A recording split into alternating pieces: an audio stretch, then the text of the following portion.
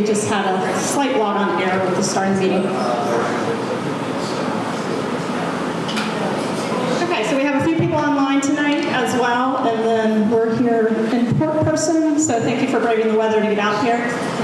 We're going to take you through a meeting agenda. There is a handout over in this area that does have the agenda on it, as well as some contact information, and then some key QR codes to take you to more information about the project. But we're going to go through some brief introductions, tell you a little bit about myself, our team, and Simone Collins. And then I'm going to pass off to Anita. She'll take us through the master plan process and kind of give you kind of understanding what a master plan is and why we're here today. And then Michelle's going to take you through site tours and kind of familiarize you with all the various parks that we're looking at through this plan. And then last, we're going to open it up to you, and that's really going to be the focus tonight, is to kind of hear your ideas and your vision for the parks in Narberth, as well as we want to know how you use them today and what you'd like to see in the future as well, and what your goals are. And then we'll just close out the meeting with any closing questions or thoughts, and then kind of our next steps. So again, we'd like to thank many of our study committee members who are here today. If you are on the study committee, can you raise your hand just so that people can kind of see you?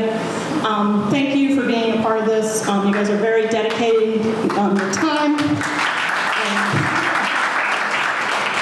Bring really valuable information and knowledge about the borough to the process. In terms of our project team, myself, I'm Sarah Leeper. I'm serving as principal on this project. Bill Collins is here with us tonight. He's a principal kind of doing QC, quality control. Anita Nardone is serving as our project manager. She's our office civil engineer. And then Michelle Armour is our staff landscape architect. We also have Jessie Buckner. She's not here this evening, but she will be here at future meetings, and she is doing all our ecology site analysis for the various parks, and then also looking in depth at the stream corridor along the parks. In terms of Simone Collins, we always like to kind of present our philosophy as a firm. We really try to approach every project looking at these core principles in terms of how we engage with the public, also how we look at how we affect the environment, so kind of really looking at conserving energy and materials, making sure that we're respectful of the ecological context, and that we're kind of building upon past experience. There's a lot of things historically that have been very sustainable. We want to make sure that we're looking at new methods as well as those historic methods. And then also really looking at supporting local economies are really important to us. Much of our work throughout the state is for municipalities, and we're always trying to see how we can benefit those local communities through the design of parks and trails and recreation.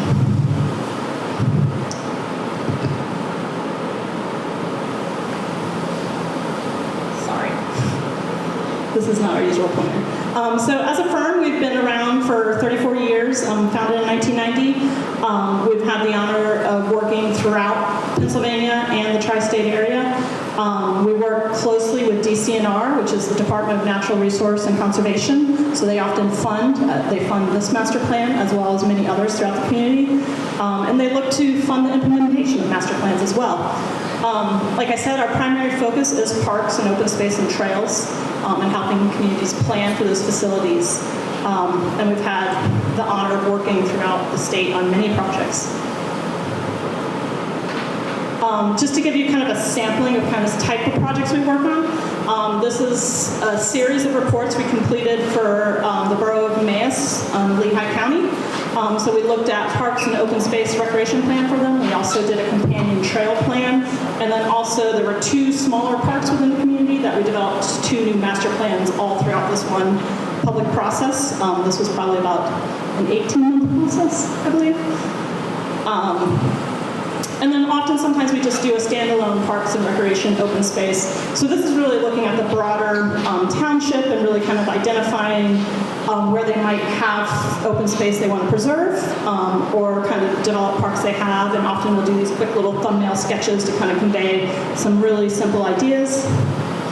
And then there's also a traditional master plan. Kind of what we're doing with your 3 parks is looking at each one individually and kind of developing a master plan This is in Upper Moreland.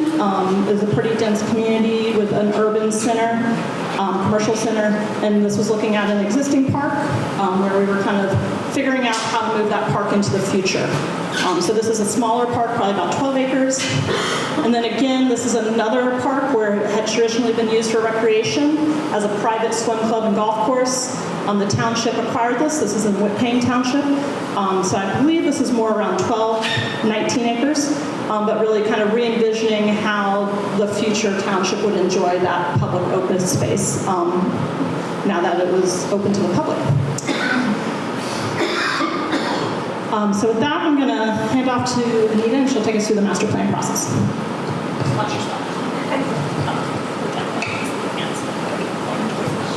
Good evening, everybody. Nice to be here. Thank you. The master plan process, we're at the beginning, and it is exciting. We're excited to be here with you, but, or I should say, and, no buts, right?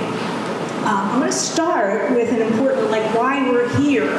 This vision statement for the actual study was crafted by the township and the committee to state, the goals of what the master park plan will be.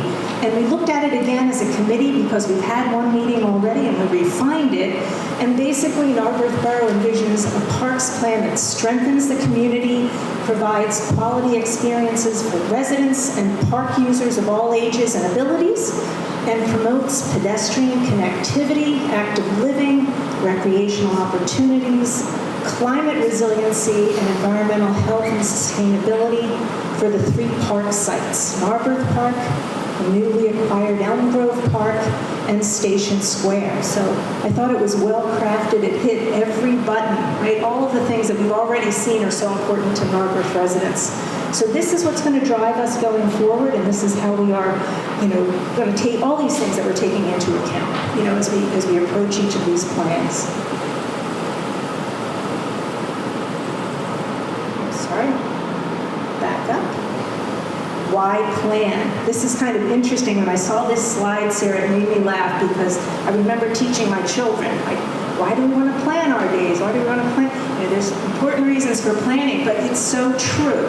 Where do we start as a community to get to goals unless we're all together and think about where we are currently and what our future growth would be, our first bullet point?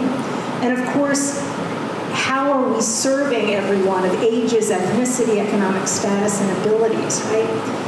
We plan because this is essential green infrastructure for your community. It attracts businesses, it keeps residents.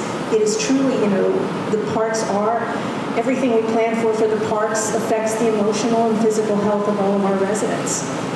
But basically, this parks plan, this master planning tool, sets the groundwork for envisioning how we will reach our next goal. So I'm going to take us to the next slide, the master plan process. So if you look at that top line, we go from an initial idea to the green circle that says completed improvements, constructed and being enjoyed by everybody in Narberth. And that is a long time. Well, long? Could be, maybe not. But basically, we have to go through those steps to get to the completed improvements, right? The master plan stage is where we are. This initial idea was, from incredibly great input from the leadership of Narberth, that this is an important part of your comprehensive plan. And we're going to go through this master planning process to get to that green constructed improvements. Nothing in this plan that we're going to do can be taken out by a contractor and built, right? No. We are going to start back here with the master plan and get to a point where the next step will be the engineering of those improvements step by step, right? So again, a long, thoughtful process, a process that involves a lot of people, involves a lot of money, right? So the importance of this master plan is not only for the consensus building of our residents, of our community, but also to go after the funds that we need to make them a reality, right? The more partners we have, the more interested people, partners that would participate, the the look of the plan, the enthusiasm it conveys, all goes toward getting us to that goal line, constructability, getting the funds to make it a reality. So that master plan really serves that purpose. It gives us our first step to moving along the top line to the completed improvements. Now, we're right here at master planning. If you can see, the very first part is kind of highlighted. We're at the stage now where we're collecting all of that site data. We're going to analyze that data, right? We have technical information from your engineers. We have technical information from our team who are investigating all kinds of things, including all of the existing planning documents that have come before us. There's an awful lot that Marburg has, that Montgomery County has, projects that are going on right now. You might all be aware that Lower Merion and Narberth are part of an active transportation plan. So all of those previous and concurrent studies are part of our data and site analysis and will certainly influence what our master plan is for the parks. We're going to develop a site program. We're going to present preliminary concepts, again, for everyone's input and review and comment. We're going to review it, and then we're going to bring it again in front of the public for a final plan that will be approved, hopefully, by the Borough Council. So the public outreach process at the bottom, you can see we've got 3 public meetings, this being the first one. We have 3 Master Park Plan Committee meetings, right? We've had one of those. 12 key person interviews, I'll talk about them in a minute. 3 stakeholder meetings. We are going to kick off, and we have kicked off, our online community visioning survey. Does everybody here raise your hand if you've heard about it, right? And you've taken it? It's great. You've had a great response so far. We're really excited about that. There'll be a 2-month review of the draft plan. And through it all, we really just want to say, keep that agenda that you took, because all of our contact information is on there. Our emails, our telephone number. We really look forward to emails. Anything, ideas, did you know about this? I just wanted to make you aware. That is really the best way. We will call you back, we will email you back. Of course, everyone's invited to all of the meetings, so we'll get as much input as we can. Important because DCNR, as Sarah said, is a funding partner. They want to see that there is a robust public participation element to this process. So we're going to give it to them, right? We will. Oops.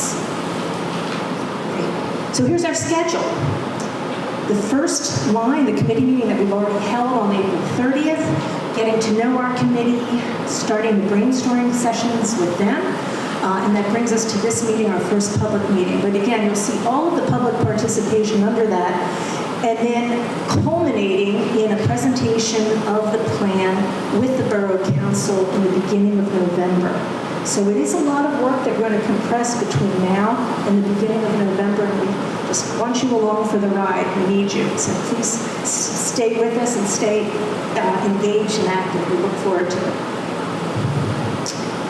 So here's the parts of that online participation, right? The online survey, the 3 meetings, of the committee, 2 of the public meetings. We will present before the Planning Commission. This will be very important as they evaluate projects that are going to come before the Planning Commission to know what our idea about the parks is going to be, and that we're going to need their help.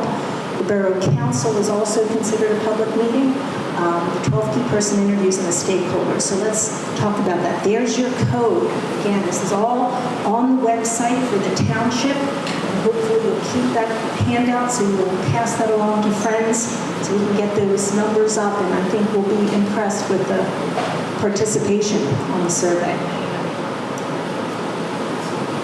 So, oh, gotcha. We will, yeah, if you're taking that code, then we're going to make sure we hold on to that for a while. It's also on your handout. Great. One of the things you'll notice, we spent a good bit of time with the committee. I was really impressed with their review of the questions. When you go on it, if you have done it already, they've really spent time giving you a chance in an open-ended way to say, what do you want? What have you seen at other places that you love, that you think will fit here? So it's not a canned survey by any means. I think there was a real large amount of thought that was put into those questions. And it will be, maybe we shouldn't ask for so many responses because we are going to be going through all of that. And the committee will see what you've actually written. It's an important part, and I think it's very custom and thoughtful. So the key person interviews, you saw that we had number 12. So the committee had kind of come up with a bunch of lists. We kind of refined it at our first committee meeting to the list that you see here. So we have under number 1, really the whole ecological, environmental components of the community that we think will be a big source of information and opinion on the use of these parks. This is our open space, of course. So the Friends of Narberth Green initiatives, the Lower Merion Conservancy, the Shade Tree Commission, and more that will be invited to that key person interview. The Friends of Narberth History, the Business Association, the Co-op Gardens and the Library, the Civic Association, the Cycling Club, the New Horizons Facility, the Philadelphia Independence Network, the emergency services here in Narberth. That's a very important part of these parks. What would we propose that would affect how people are served in an emergency situation, right? That's important. The Borough Engineer, which is Pannoni. MS4 projects. MS4 stands for a permit required for all municipalities and boroughs that discharge stormwater to the waters of the Commonwealth. That must be permitted, and there are conditions of that permit. Because we have so little open space in Narberth, our parks become important for that reason. We'll go into that, obviously, in more detail as we start showing concepts, because we'll need to make sure that we incorporate them smartly, right, and make sure that that the stormwater considerations are shown. When Michelle goes through, you're going to kind of see how that stormwater issue plays out with East Branch of Indian Creek. Anita, thank you. May I recommend that you add Narberth Athletic Association? We will, because that's coming up in the stakeholders. So if you just hang on there 1 second, you're going to see them as the annual park user. So thank you for that. Yes, the service, the borough staff and the Public Works Department. And then number 12, we had a nice discussion about the skate park users, right? There is a very interesting group of people that represents a certain segment that we want to hear from. So we've added them to our key person interview. Next is the stakeholders. So right up there, number 1, are the people that participate in the parks. And every year, we were invited in May to the annual park user group. So absolutely every group that uses the parks is going to be invited. So yes, definitely the Narberth Athletic Association is part of that. So they are a full stakeholder. They are going to use these places. So would not be complete without hearing from them. Next, we felt that the demographic of parents and children, which is why the grade schools, students and parents are listed as a stakeholder. So we will invite as many people or representatives of those schools as possible to talk about the parks. And the third one, because Station Square is part of this master park plan, and because there was specific work that was done by the borough in planning, there's charrettes that happened last year, many of you might be aware, we are going to include those people and that community as a full important stakeholder, right, for how we look at Station Square and how we advance that with all the work that was done previously. All right, with that, I'm just going to pass it over now to Michelle. And she will take you through the site tours of the pictures that we took. I think it was April the 9th, and then you've been back, right, with some other good updates. That's right. Thank you, Anita. And good evening, everyone. I'm Michelle Armour, and very happy to be involved in this project. And so it was in April that we took a tour of the 3 park sites and walked between them all with some of the committee members. And I will walk through some of those sites, well, all the sites with you now. Okay, so this first map here is borough-wide, and it calls out all of the parks in Narberth. And just as a reminder, the scope of this project only includes Narberth Park, Elm Grove Park, and Station Square. So that's what we will be looking at today. This map indicates elevation in the borough. The lighter green indicates a higher elevation, and darker green indicates a lower elevation. So as you can see, the parks that we are studying, the area in general that we're really closely studying in the borough, is at the lowest point in the borough. So the first site we'll look at is Narberth Park. Here we are. And you can see that our project, the study area is actually past the extents of the parcel or the property boundary. And this is because we're not only looking at the park, but at the streets, the sidewalks, the connections to the neighborhood, crosswalks, things of that sort, to put the park in context. And this slope analysis shows you the slope of the and the topography on the site. So as you can see, most of this is this blue, which indicates that most of the park is at 3% slope or lower, which is great from an accessibility standpoint. We've got a little more topographical change here at the eastern end towards the bleachers side on Wynwood Avenue. Okay, so here comes the tour. So here you can see the court area where currently there's a skate park, there are basketball courts. And just to key you in, this map at the top right kind of gives you some arrows to show you where these images were taken. So here we're looking at the Chet Tyson Pavilion and the lawn area in front, which this photo was taken on the day of our site tour, but I happened to be in town on Narberth Day.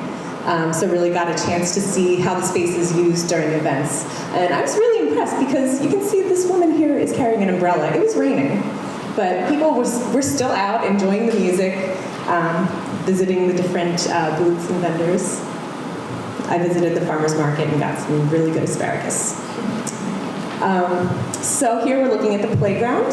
As you can see, the current surfacing is like a sand play surface, various types of play equipment. We also looked at walkways in the park, which this walkway here towards the at the entrance of the park and kind of connecting the library building to the playground is one of, if not the only, actual walkway within the park. So one thing we're looking at is, is there a possibility of creating more connections within the park? Here we're looking at sidewalks and crosswalks. We were talking about that context and the connectivity between the park and the community surrounding it. So here, image 1 is Haverford Avenue. Ooh, sorry. Haverford Avenue, and image 2 is Windsor Avenue. With the stop sign with the largest stop sign I've ever seen.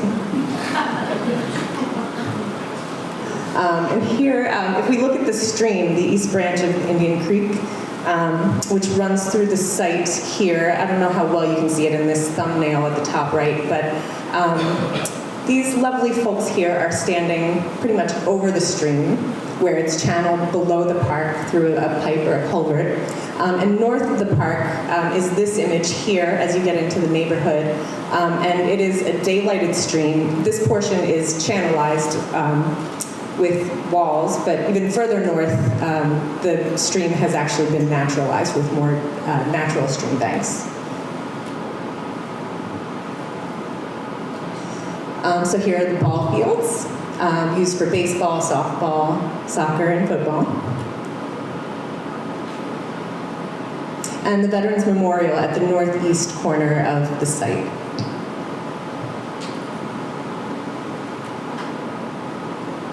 And here we're looking at the intersection of North Wynwood Avenue and Haverford Avenue. And here are our committee members gathered there. Here's the crosswalk that connects the park to the neighborhood, or the Penwyn, and the Maylock. Was it the Maylock Trail? Yes. So the trail actually extends into the property here. And here we're looking at the Wynwood Avenue Bridge underpass. The approach here from Haverford Avenue, which would be to your left on that image, and then actually walking through the tunnel, you can see on the image on the very right side of the slide, you can see how narrow that sidewalk really is. I think we measured it at somewhere between 3 and 4 feet wide. On a good day. On a good day. Yeah. Probably more 2 to 3 feet. Yeah, maybe more like 2 to 3 feet. So a little close for comfort, perhaps, with 2 lanes of traffic traveling through. I walked it this morning, actually, and that is very true. Okay, so Elm Grove Park is the next site that we're going to look at here. So this is the property that the borough recently acquired. The bounds here at the easternmost edge of the site is a creek, which is channelized. We'll see that in some images. The East Branch Indian Creek. Let's see, and it is fronted on Wynwood Road, and here's that underpass at the top left corner of the site. And note that this property actually does come right up to the Amtrak right-of-way as well.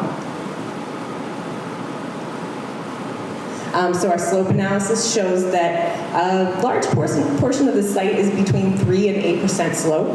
And here, right down the center of the site is where, sorry, I keep hitting the wrong button. There we go. We see the steepest slope, getting into the 8 to 15% range, a little bit into the 15 to 25% as you travel downhill from Wynwood Road down to the stream. So this is the underpass, the other side, from the Wynwood Avenue side, or the Wynwood Road side. Here's the site itself with this corner right here at the left side there to give you some context. And this is the frontage on Wynwood Road. This looking south, number 1 is looking south, number 2 looking north. And here, these images give you more of an idea not only of the topography of the site and the nice slope that we have there, but also the work that the borough has put into this site in really removing the invasives that dominated this site and establishing lawn and setting a nice canvas for the future of this park. And you'll note, as I mentioned, this property does butt right up to the Amtrak right-of-way, and you can see where the end of that work was, where you have the tree line, but also all of this underbrush and a lot of the invasive vines and understory. That pretty much delineates the edge of the property. And then you've got the slope up to the rail tracks. And this is the existing stream, the East Branch Indian Creek. And you can see it emerging from under the railroad tracks from Narberth Park on the other side, out of that culvert into this channelized stream.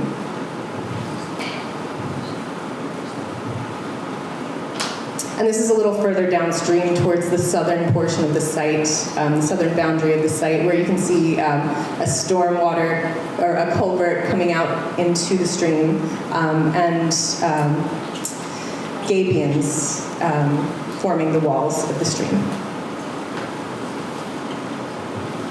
And here we have the existing pedestrian bridge, which sits at the end of Elmwood Avenue, which is on the right here. It connects Elmwood and Wynwood Road.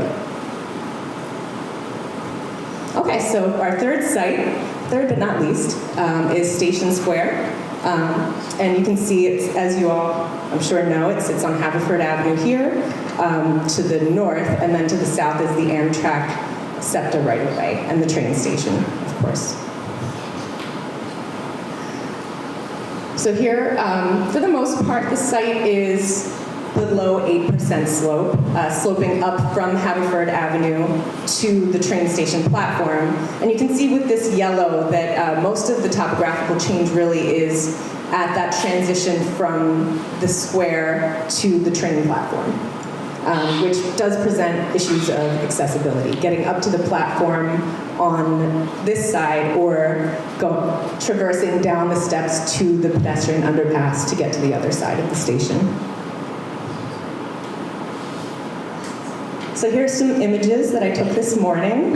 Great way to start my day, of the frontage on Haverford Avenue. The circle in the midst of the existing parking area.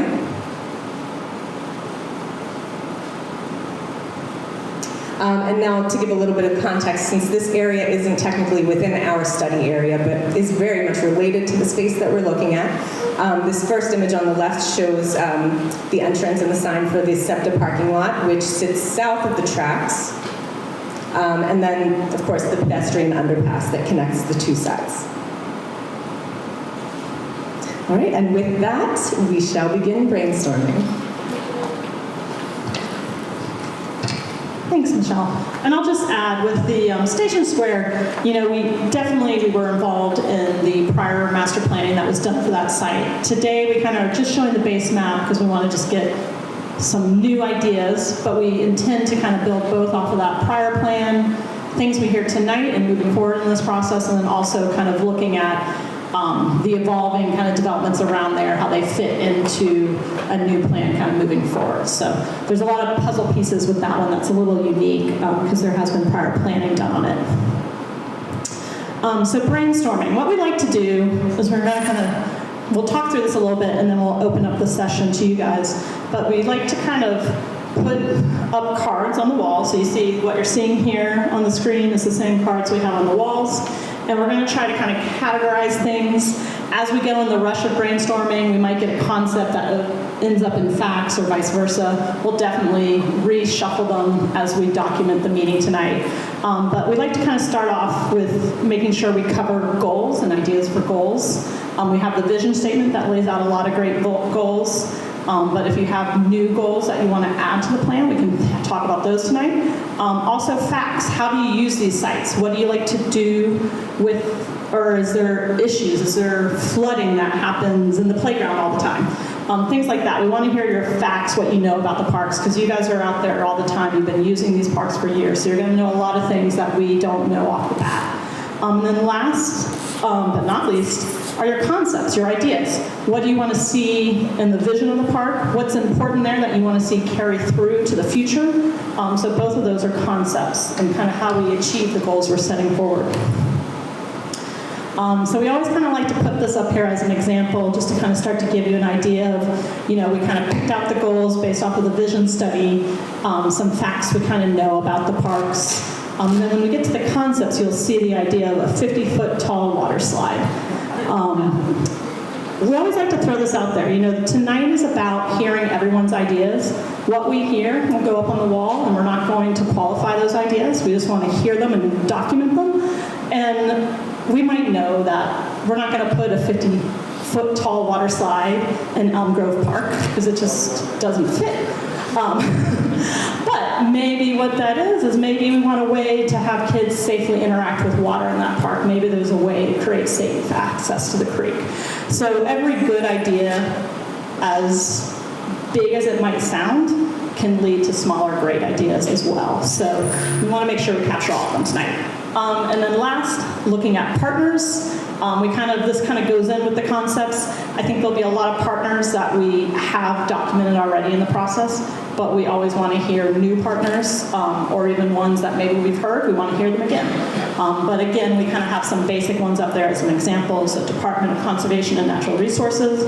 Montgomery County is a potential funding partner, and we'll be doing a key person interview with their Planning Commission members to kind of introduce them to the plan once we get into a draft phase. And then also DCD is Department of Community and Economic Development. They fund Greenway Connections, so that's how they kind of fit into park funding as well.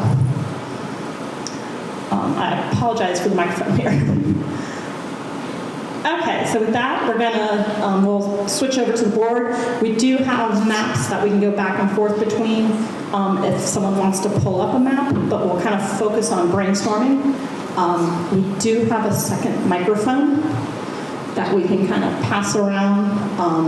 But if people want to just raise hands, and we will pass microphones and start to hear your concepts. Anyone want to lead the way?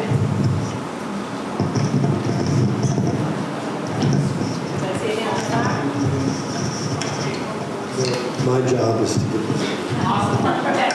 That's all you're going to do? Oh, I was preparing myself for a minute to wait.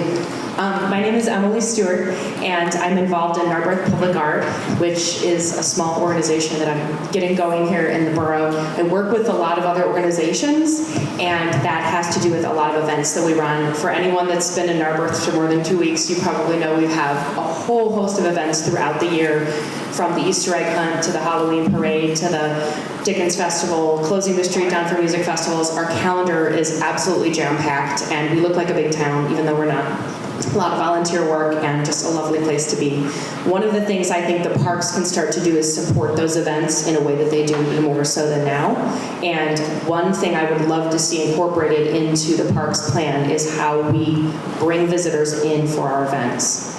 And how we bring visitors in not just to our parks, but to support our local economy. So we're a small town with a small collection of businesses. A lot of them are mom and pop businesses, and they're really relying on this local area supporting them. Most of the people who shop here are in a 1 square mile radius. But it doesn't have to be that way. You can bring people in, and events are one of the things that we do. So if you've been here for a music festival, we will actually close down the street, build a stage, put up a tent if it's gonna rain, run the electric, hope for the best. And one of the things I would love to see in Narberth Park, as well as at Station Circle, is a multi-use space where we have a center for our events, where we have a place that people can speak from, a place that where performers can play, or there's some sort of focal point. And then during the rest of the time, that's a hangout space. I picture a pavilion that's covered, but there's lots of different forms this could take. But if we invite people to our town, they will come because it's lovely, but they will also come and they will hang out longer, and they will spend money here when it is a beautiful, shaded, green space to be. So keeping in mind that events is such a big part of the spirit of this place. And that when we do have events, we see a ton of visitors, hundreds of, sometimes for Narberth 4th of July, thousands of visitors coming in from out of town. I want to keep that in mind as the people that use it on a day-to-day basis, but also how we bring money and visitors and foot traffic into our neighborhood to support our local economy. Thank you.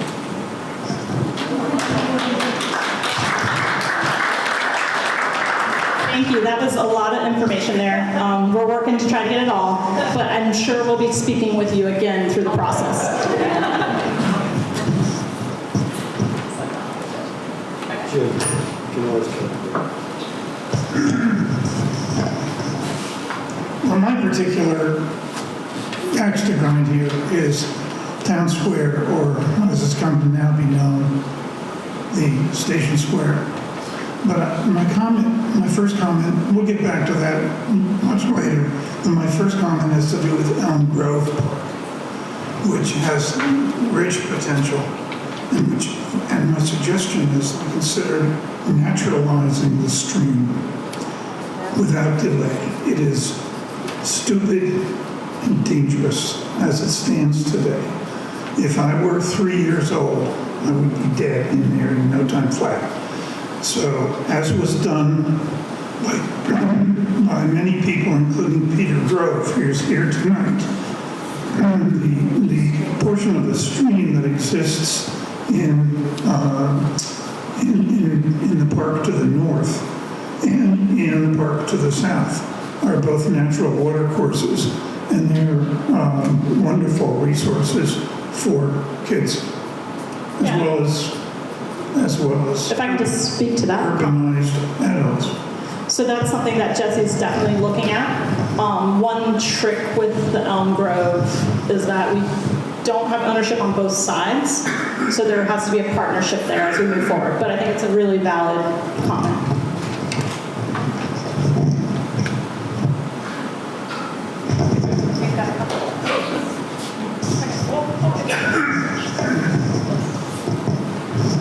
No, everybody's got ideas. Thank you.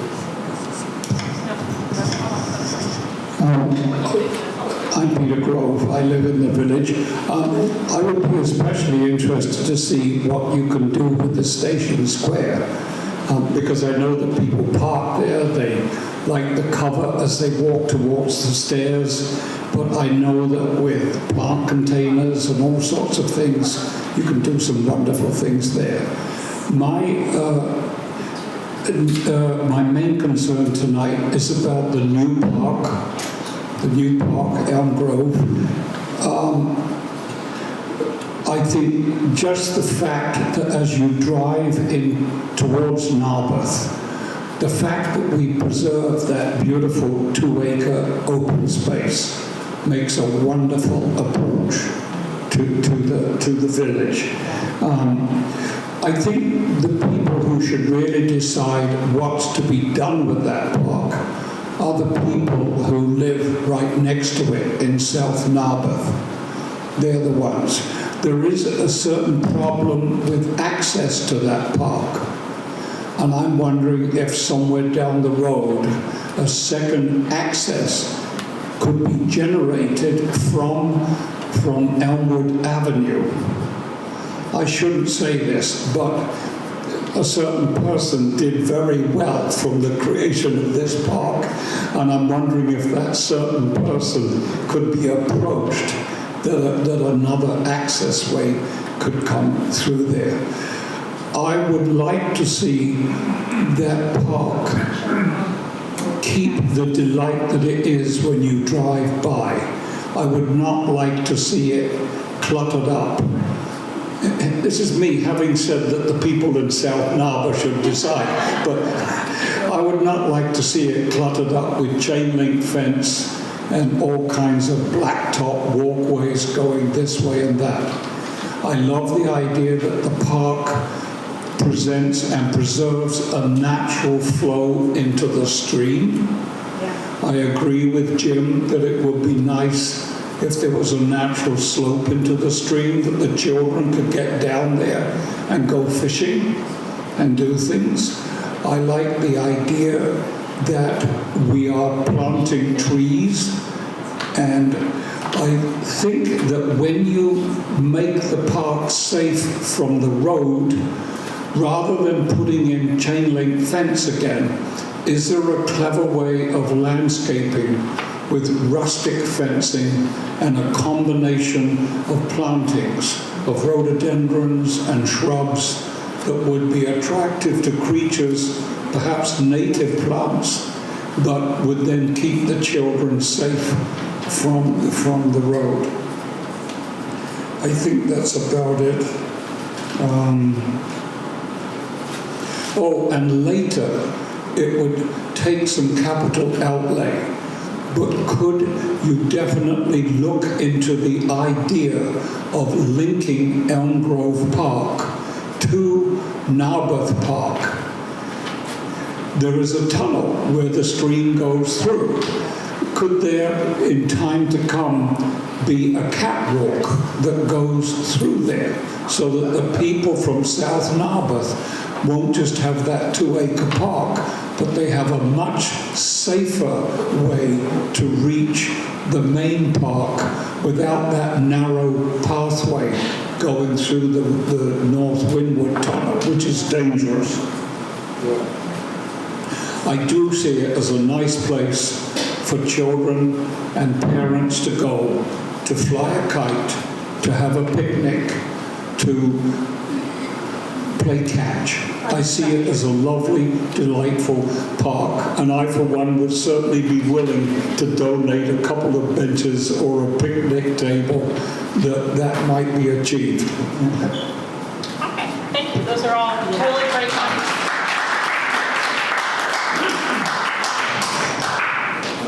And I think as we go throughout this process, we're definitely going to be looking, I think, a lot of those ideas in terms of the safety from the road. I think we can achieve and implement a lot of those, and they're good suggestions. Hi, I'm Jeremy. Hi, Mike. I'm Jeremy Kuhar. I'm just going to build on Peter's comments on accessibility a little bit. I live right at the corner of Windsor and Narberth Park, right across from the park. 4 kids, and it's been a blessing to let them go across the street and enjoy the park. It is the heart of Narberth. A lot of civic engagement, and in this age of a lot of third spaces kind of disappearing, I think it's an important part to re-engage this town and have an open space. The accessibility is a nightmare, though. I can tell you the traffic on Windsor Avenue is terrible. I've personally almost gotten hit a couple of times. My kids have almost gotten hit a couple of times. It is the largest stop sign in the world, as it's been mentioned, but it's funny because I think it actually has an opposite effect. It's almost a billboard for stop signs. You don't actually register as a stop sign. But that corner there specifically is a really dangerous spot. And half of Narberth is on the other side of Windsor, right? So a lot of the people who are walking down the park have to cross through those crosswalks. The entrances to the park are actually not where the crosswalks are located, which creates an additional hazard. So people actually have to cross at one point and then travel 2 different directions to the entrances. There are a number of other, issues with traffic calming measures and things that could be addressed. I'm wondering if there could be some traffic studies, or other things that you guys could look at to help explore some of the pedestrian I safety. think we can identify places where pedestrian improvements are warranted. Traffic study is a little outside of what we're doing and doesn't quite identify pedestrian improvements, right? That's more for counts and volumes. But definitely within what we're doing and neighbored with the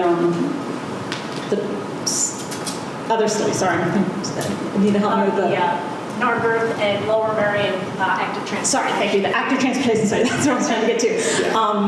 Paired with that, I think we can definitely make pretty informed recommendations. Yeah, I think things for improving pedestrian safety is the number one goal. And if we could connect then the transportation circle with the park and create a corridor, the safety corridor, again, traffic lanes, and it just seems like it's pedestrian safety is just lacking across the borough in general. That's all. Thanks.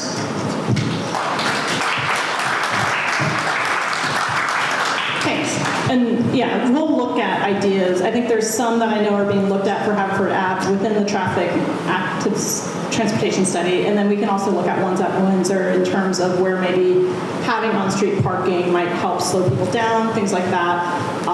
But we do need to kind of work within the existing capacity of the road in terms of a 2-way lane.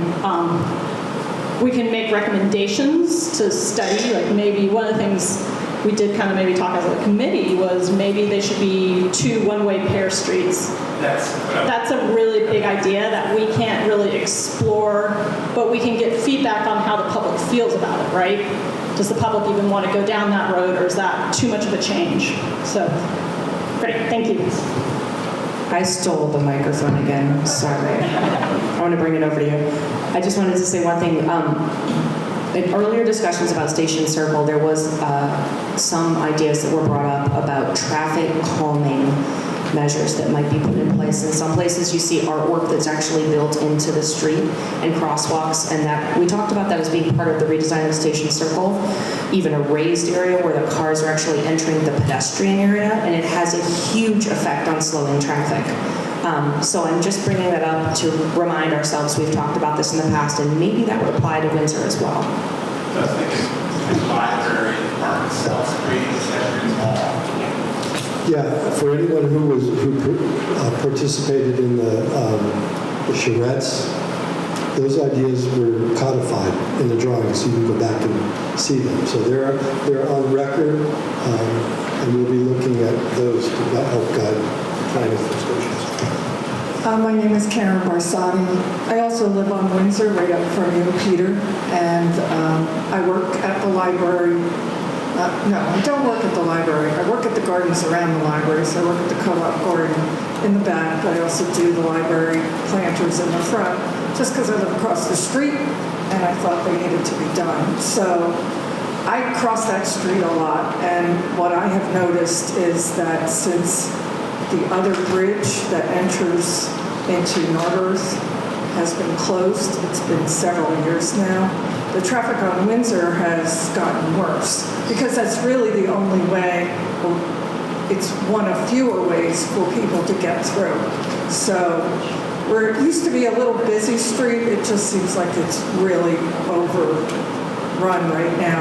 And I think once that bridge, and it will be a few years, I think once that bridge is put back in place and people can get in another way, hopefully there will be some calming. But that's just the fact right now that we have excessive traffic on that road.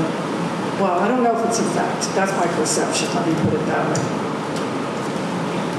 We're going to switch and take a few comments from online, and then you want to read out. All right, so we have some comments from our online attendees here. Okay, so the first here is from Deborah, and Deborah says, if attracting visitors, please take into account vehicle accommodation. I live on Conway, and it can be a challenge.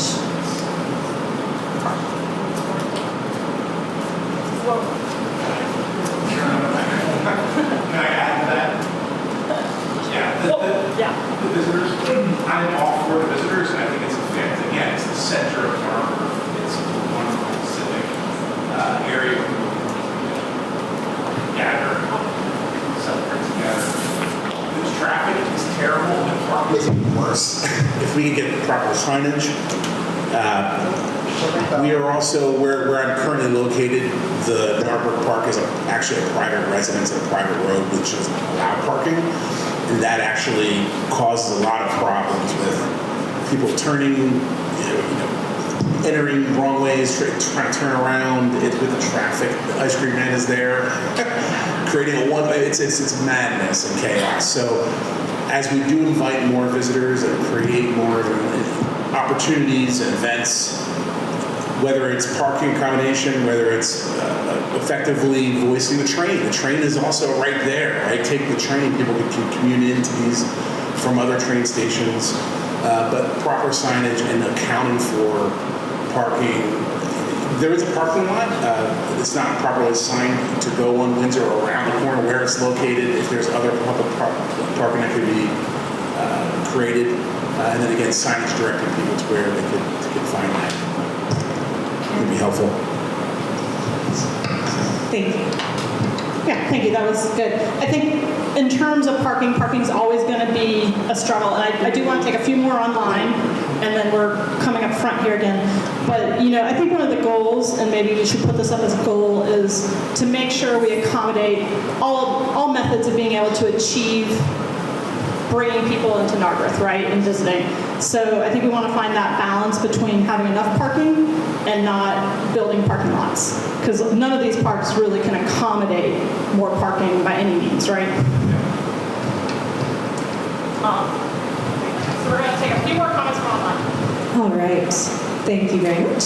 And all right, so the next comment is from Karen, and Karen says, goals for Elm Grove Park. Make it safe for little kids. Fencing along Wynwood Road and gates on either end for access from South and North Narberth. Make it accessible. Wide, smooth path on sidewalk and footbridge. Benches for tired parents. Also, do water runoff mitigation like in Shortridge. Plant native plants along the creek banks to control flooding. I'm sorry. Maybe this would benefit neighbors downstream too. In parentheses, I'm a South Narb. And Deborah agreed with looking at Shortridge as a model.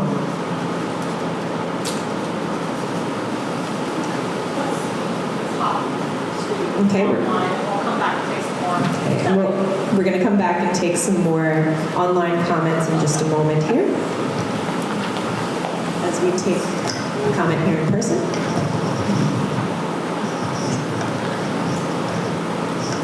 Ricky Brower. I'd like to see things for adults to do. And whether it's a community garden or it's a walking path, or I sort of miss the tennis courts and pickleball. I mean, so is there something that we can do for adults as well in terms of using our park. And we have a lot of, and the other thing I think too is making it a little bit more accessible for people with disabilities. I think sometimes Like myself? anybody. I mean, it just you have anybody who you have difficulty walking. Can you walk on the uneven ground? Can you know? So just thinking about that as well. And I think the other thing is a community garden. I think would be nice, and working with the Narberth food co-op. Actually, I think we already have a community garden in somewhere near like St. Mine.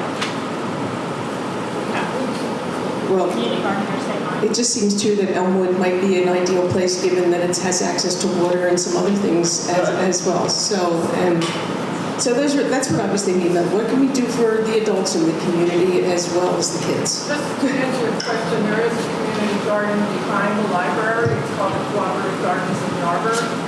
And you can go online. We're always looking for volunteers. We do grow produce and we donate it to the food bank. So we're always looking for people to help to water. And maybe that's part of the work plan is to get more information out about how people can get involved. And Savine's not included, but we have plots up there that you can lease, so you can grow your own produce for your own benefit up there.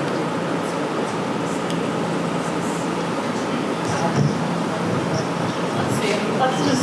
Let us give it a second to finish out here. I'm just I'm Jamie Day. I live on Woodside, on the south side. I am just going to kind of piggyback the Elmwood or Elm Park. I feel like I agreed with everything that I've heard, naturalizing it and creating safety when you're walking through it. Because even when I'm walking down that road, I can feel a little bit anxious because the cars are just going so fast. I'm worrying about noise pollution, so I don't know if we have some trees, but you don't want to block off too much. But what came to mind was Linwood Park in Ardmore, but maybe less concrete. More naturalization, as we were talking about before, like getting those old chopped down trees and like kids can play on naturalized features or even sustainable art that's meant to be played on, just something really connective, for humans and nature.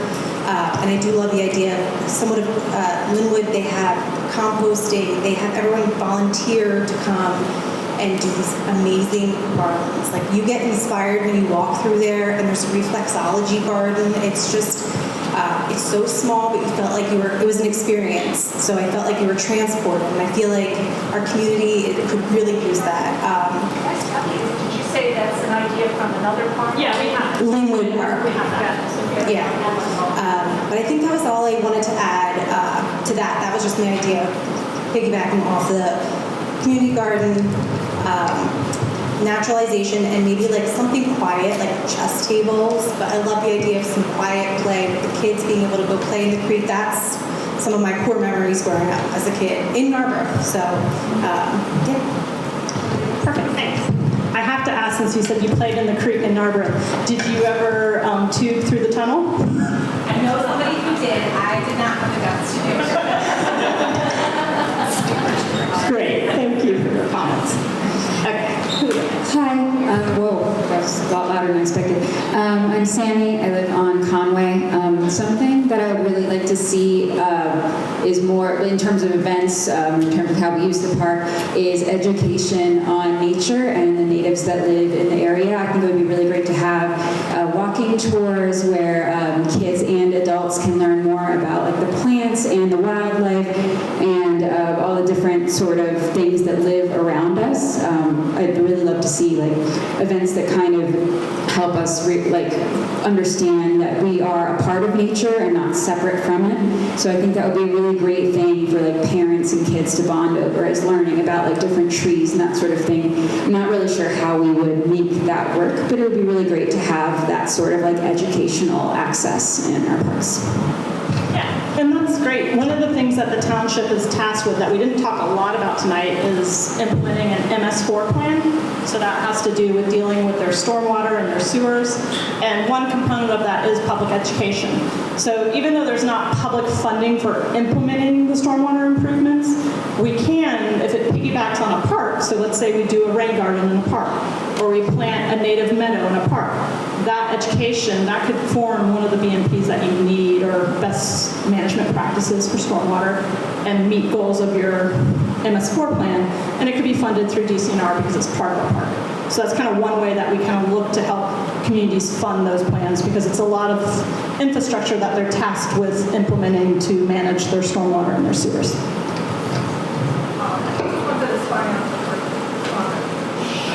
You know where Rebecca's going with that? Actually, I'm going to let him talk and then we'll figure it out. Hi, I'm Carl Cortez. I'm a mathematics teacher at the high school. I've been skateboarding for approximately 23 years, and I have a few comments about the skate park. Some of these are from my students. They would have loved to be here, but finals week is next week. And I feel pretty similar to how they feel for the Narberth skate park. The ground, it's rough. I don't know if anybody would see that the way I see that, but the way that it would grind against the back of a skateboard doesn't feel too great.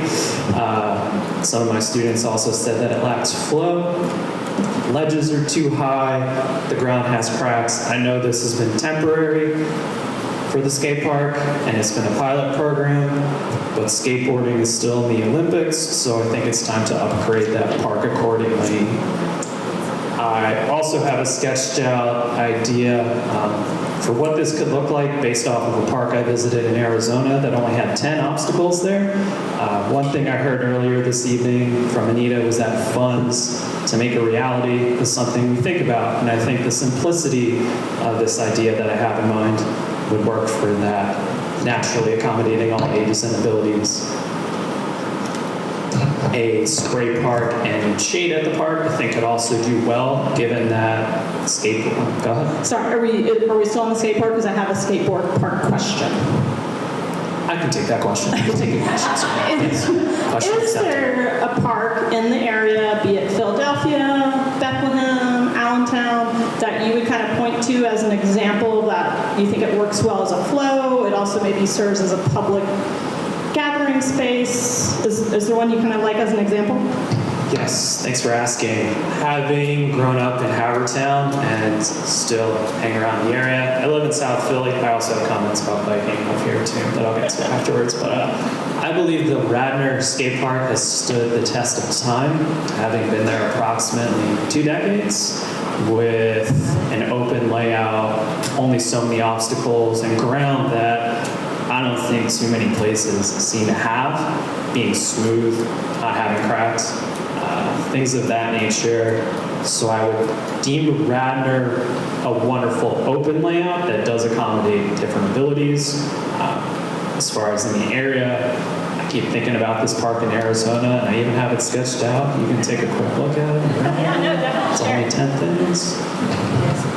So the skate park, I think it's time to push that forward, make it better. And I'm willing to help out with the key person interviews. Yeah, perfect. And I know we do have, if you can just come to us after the meeting and get your name, because for the skate park key person interview, we anticipate having a group of people, like maybe 5. So we'd love to have you be part of that. And we also want to get some students involved in that as well. I got you. I got the LM High School on lock. I can help you with that. But definitely if you have other ideas for the parks, I don't want to stop your flow. The other idea for the park kind of tied in with what I already mentioned, a spray park or shade, if that's something like that. With the park that I'm thinking about, you could easily spend 30 minutes there, an hour, or all day. I don't know if people play basketball all day, but shade could really help us out over there. Moving along, this is my last bit. I commute from South Philly to Lower Merion, Monday through Friday. The summer doesn't really count, but you understand what I'm getting at. And I feel as if a shared arrow, a Shero as I've now learned, some type of logo in the streets for kids that I know are biking, I think it'll help let them know that we're not claiming a bike lane. It's a shared street, shared arrow, some type of marking as you get into Narberth proper on the ground, I think would help make my life easier and my students' lives easier too that bike, and could also accommodate the parking issue that we heard about earlier this evening. And if I think of anything else, I will let you know. Great. And just so Sharrows, if people aren't familiar with them, it's the little arrow on the road, that's the bike. So the idea with a Sharrow is you're sharing the full lane with bikers. There are definitely roads that are appropriate for Sharrows and some that aren't. So that'll be something that the traffic transportation plan will be looking at in terms of where Sharrows are appropriate. And so DVRPC, which is the Delaware Valley Regional Planning Commission, I got that right, I always reverse the letters. They have ease of comfort maps that kind of show you, so you can kind of get a sense of what roads might be appropriate for Sharrows, because it's really easy. Green is an easy ride, like you want to take your family with you and feel comfortable. Orange is where it's like, okay, I bike every once in a while, I feel comfortable biking on a road. Red is like, I'm a cycler out there training for my next marathon. So you kind of get that idea of where Sharrows might be appropriate. So I think as we kind of do this plan, we'll look at what active transportation plan is recommending, but then also kind of maybe nod and say, hey, we should have some that maybe connect them to various parks, and kind of look at it from that point of view. I do want to come back to you. I also wanted to add that I am part of the Narberth Area Garden Club, which is a wonderful resource for our community, so maybe we should be included. But we have had garden tours, we've had tours of the park in terms of trees, and for example, we're doing a tour of Stoneleigh with our members this upcoming Saturday. So we might be another resource to assist with the educational aspect. Can I please ask a quick question? Is Amtrak at all involved in any of the planning? Because their territory goes right through. Thanks. That is a great question. When we did the Station Square study, we met with Amtrak and we talked with them in regards to the Station Square. We brought this up with the committee, whether or not they should be a key person interview again through this process. With this, we kind of want to make sure what we kind of talked about was continuing the plan at this point, because we don't want to reach out to them too many times and kind of have that false start, right? So kind of going through this process at this point, we kind of know where Amtrak stands as a partner, and then as you're going into the next step, as you're kind of secured funding and you're really looking to implement plans, kind of reaching back out to Amtrak and moving forward with them to kind of understand. And I don't know, Bill, if you want to add to that a little bit, or? I think you did really well. The borough did get a state grant that's supposed to look at that area, so that'll be a separate project. But we really want to keep the focus on Station Square as a park. And Sarah's right about bringing in Amtrak and SEPTA at the right times.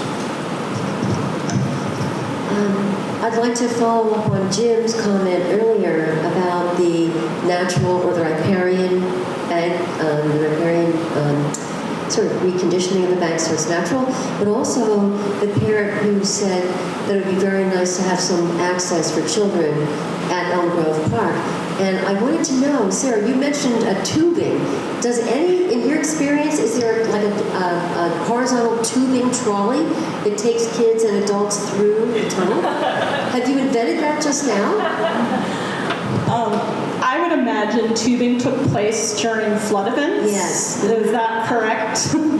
And so I don't know, for safety reasons, we try to discourage people being in creeks during, especially with flash storms that are becoming more common. High water can hit really fast. So I think that's something that we probably will discourage, even though it was something that was probably really fun back in the day. And then one of the gentleman who left, who was here, mentioned sort of a catwalk type thing through, which could be secured, and that way parents could come through. Because Michelle, you walked around a lot, I can tell. The tunnel is so dangerous. I walk through it at least 5 times a week, and it's very dangerous, especially if you have a child with you, or if you're carrying a bag or anything. So a parent who suggested some creative, safe way of getting children through that tunnel. And then, Jim, I have another question, Jim Cornwell. There's a second tunnel. If you're at the brick building, the hut, you can go across the road, and there's another tunnel which backs up to the Schleinkoffer house, which is being rebuilt right now. And I wonder, is there water in that tunnel? Is it dry? My understanding was that was a pedestrian tunnel. It was. And it was not for a waterway. Unfortunately, whatever right-of-way might have existed for a path on the other side is no longer documented in parcel maps. Yeah. So it would require an easement if we would want to get a trail out the other side. I understand that. And cattle used to come through there. Oh, that's really interesting. That's what people have told me. And so thanks. This is great. Is that east of, where's the location? It's like right out here somewhere.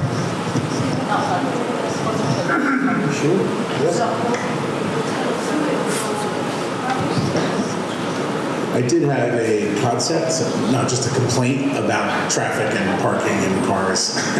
Let's hear it. So one of the concepts, I also lived in South Philly for a long time before the pandemic and moved out here. And one of the places I loved going to was a lot of the PHS pop-up gardens. So looking for some sort of semi-permanent, like a temporary, like maybe some sort of installation where kids and adults can hang and use the space. Something like Spruce Harbor Park, where they had hammocks under the trees. Maybe the area kind of back behind the bleachers near the War Memorial, like up in that area would be a really cool area where we could have sustainably built, like PHS did. I think it was Groundswell developed that, designed that with, pallets and, just reusable, sustainable elements that could be, temporarily installed and replaced as needed. And then one more additional, yes. Where is Spruce Harbor Park? It's in Philadelphia. And Groundswell did a lot of the PHS pop-up gardens with, the usage of pallets and things like that for sitting areas. I think the fact that you brought up the bleachers is a great point. There's a lot of land that kind of is beside the bleachers, behind the bleachers. One question is, with obviously baseball, that's a 90-foot baseball field. So if you guys aren't familiar, that's the larger baseball field. They're not as common because there's been a lot of demand for field space. It's really hard to commit a whole park to a 90-foot baseball field. But so that is important, I think, to the community and the surrounding area that we maintain that 90-foot baseball field. The question is, do we really need all the bleachers, right? Are we still getting that level of crowd at every baseball game? So is there a way to maybe kind of look at how well those bleachers are being used? Are they really just being used for fireworks on the 4th of July? Does that warrant maintaining and taking up that much space in the park moving forward? So I think that's a really important area that we kind of look at. Can we better use that area of the park? Yeah, it's definitely a multi-use situation with the fireworks and music. There's a lot of bands and for the July 4th festival. So yeah, I think maybe rebuilding or another look at that would be great. And then I had an addition for the partners. When I came in, Anita, we spoke. I set up a nonprofit that's in the middle of being paperwork filed for 501c3 status. It's for Friends of Narberth Park, so we'd love to partner, obviously, with a lot of the stakeholders that were already listed on that. One of the things we're going to do is partner with Narberth Park Improvement Association separately. It's not an NPO, it's a private organization, and then partner with the borough, and in addition to Friends of Narberth Park, to get a grant. So a lot of that channel north of the park is private property in Narbrook. So some of the discussion, as we mentioned this morning, was looking at trying to get a Growing Greener grant to kind of rebuild that. It's falling apart right now. So I was going to put that on the partner list as work that's happening that we'd love to discuss and integrate.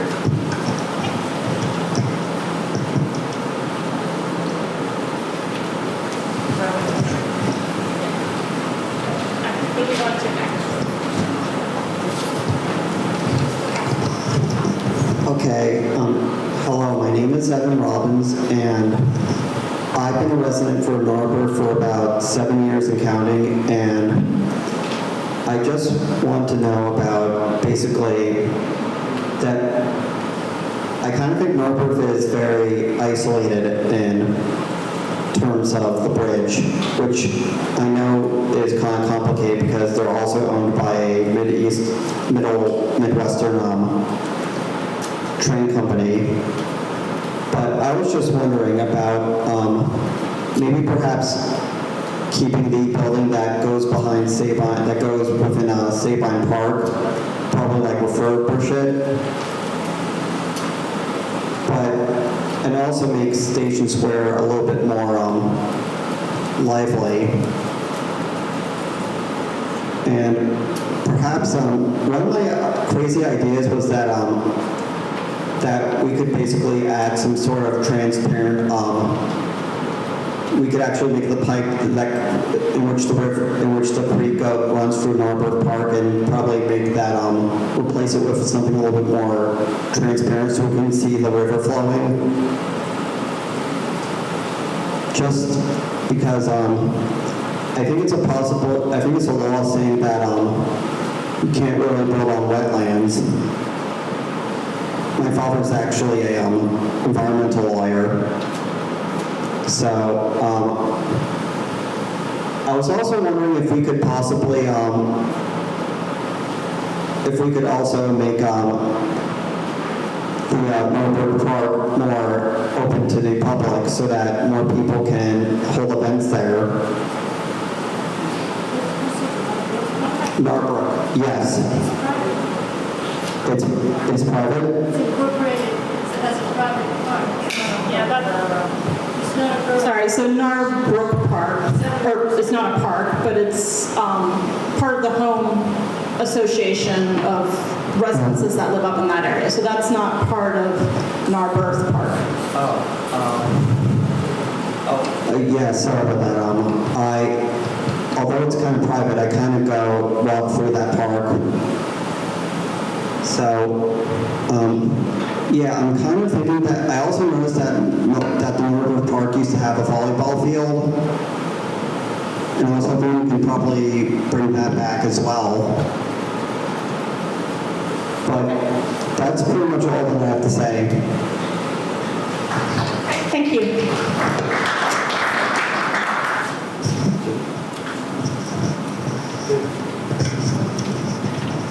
This, I think, builds on the comments that were said earlier about reestablishing the natural stream bank in Elm Grove Park.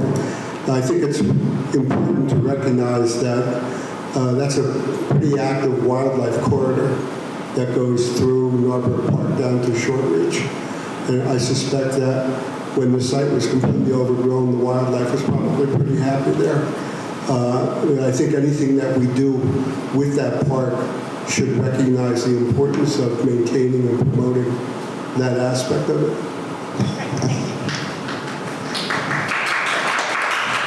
We're going to switch over and take a few more online ones. All right, we're going back a few minutes here, but we do have some comments from our online attendees. Let's see. So Karen said, I love the linking parks idea. Don't know if sending people through a culvert is a good idea, though.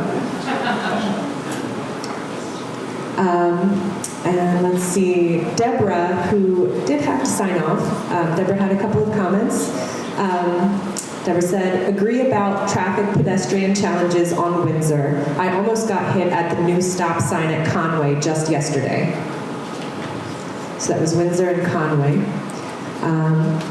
And then Deborah says, P.S. to my previous comments regarding traffic, I am not interested in parking lots. That was a comment that I guess solicited a response regarding parking.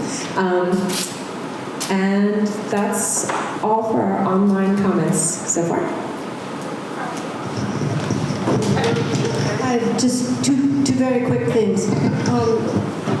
The Friends of Narberth Green Initiatives is being set up in order to be able to accept donations for environmental things on a tax-free basis. Like a 501c3, it will be a 509A1 organization. Second thing I'd like to say is what I'd like to see is not so much light, or thinking about light in the night, because it would be so nice with this open space where there are not trees to be able to come out and see the shooting stars. And so as you plan, think about how to deal with the city lights and not too much. Yeah, and I think with lighting, you know, there's been a lot of advances in lighting moving forward. One of the things we can look at is within the parks, which is where we can really affect change of lighting in the parks, is modernizing things, making sure they're dark sky friendly. Maybe it's not even, maybe for the parking lights, maybe lights dim after a certain hour, things like that. So I think there's a lot of things that we can explore with trying to be a little more sustainable and dark sky friendly with our lighting in the parks. In terms of a greater Narberth area, because you are part of a very dense community, some things to look at are ordinances to kind of move the whole township in that direction of kind of honoring dark skies. But it is a big challenge in this part of Philadelphia, greater Philadelphia area, right? Yeah, I just wanted to add what Nancy said about Friends of Narberth Green initiatives. I'm sure that there are a lot of people in Narberth, although they pay taxes, there are a lot of people in Narberth who, if they looked at these projects that you are looking to improve, would donate to help the cost for the borough. Yeah, and I would just ask everyone, because we've tried to capture all the partner names correctly tonight. We will have meeting notes of these cards. We'll type these all up. We'll make them a little more organized. But we just ask that you go back and check and make sure we have your organization names right. And if we missed an organization tonight, please follow up. Again, there's handouts with our emails and everything. Just reach out to us with an email. If you have a website that you can share with us, all the better, because then we can understand a little more about what your goals are. Can I ask you a follow-up question about Fungi? So that is in the process of being formed? It's not currently on the borough website as an organization, right? It's in the process? Could you clarify that, please? We're set up as an organization, but we don't have the 509A1 status yet. We're applying for that, and if that's approved, then we're in business. Sounds good. We're setting up a website and all that stuff. We're getting everything organized. Great, because I know Rebecca had mentioned that. I wasn't sure what the status was, but I certainly included it, as you saw on the key person interview. I just wanted to know what the status was. We're raring to go. Great. Thanks. So I do want to make sure we're honoring everyone's time. So we're going to do some closing slides here on the PowerPoint, but we'll be here kind of breaking down if you want to come up and give us a little more information. But we'll just kind of move forward with the presentation a little bit. So next steps. So we do have a lot of work to do over the summer. We will be holding those key person interviews. Come late summer, early fall, we'll be scheduling those stakeholder meetings when people are back in town and can kind of focus. And the hope with that is that maybe we have some initial concepts that we can kind of share at those stakeholder meetings. And those will be, with all these meetings, they are open to the public. The committee meetings are open to the public, just like your planning commission meetings are open to the public. It's just the format might be a little different in terms of how we take input from members of the public at these meetings. But the next public meeting where we'll present the draft master plan will be October 9th. So please look forward to seeing, we'll do more posters. The QR code that you have for the meeting tonight will be updated with the information for public meeting 2 as well, so that will still be a valid QR code. And then looking towards presenting a pre-final plan to the council in November. So just kind of, again, that public meeting, this link will work. Try it tomorrow. We'll have all the new information for the next public meeting. You'll be hearing probably a little bit more on the website about stakeholder meetings. We'll be reaching out to the various groups and making sure that we're advertising that. Obviously, the Station Square meeting will be open to the public, so you'll see advertisements for that as well once we get a scheduled official date for it. The community visioning survey. Thank you to everyone who's taken it. I think we have over 200 responses by now. We've been getting a lot of peaks in that, so there's a lot of good advertisement. The word's gotten out there. It will be open through September 9th, so we're going to keep that open through the summer. So if you haven't taken it, take it. If you want to share it, you can share the link via the QR code, I believe. So definitely share it with your friends and your neighbors and your family. Important links, again, these are on the handouts. If you didn't grab a handout, they're over on the table there. If you didn't have a chance to sign in, please do sign in as you're leaving. But we do have everything on the website. All our meetings, recordings of the meetings, notes from the meetings will be going up on the website, as will the slide decks. And then also your link to the survey and to public meetings can also be found on that website. So again, thank you everyone for coming out. You have our emails. Please feel free to reach out to us. Give us a call, email us, whatever's easiest for you. We look forward to hearing from you, and thank you.